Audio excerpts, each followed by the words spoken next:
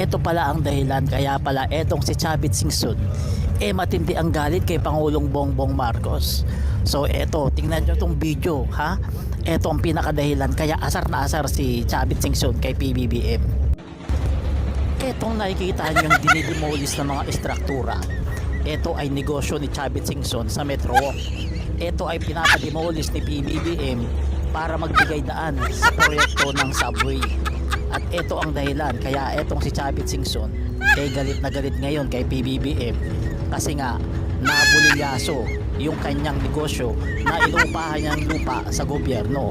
Syempre kailangan na ng gobyerno ang lupa, kaya kailangan nang gibain yung mga negosyo dyan. At ito ang sinasabing dahilan kaya si Chavit Singson galit na talaga kay PBBM at gusto niyang ma-impeach. So ngayon, alam nyo na ha, nakita nyo na ha, kaya huwag na tayo magtaka kung itong si Chavit Singson panay ang kahul para pabagsakin si PBBM. At least ngayon alam na natin kung ano ang pinakadahilan, di ba?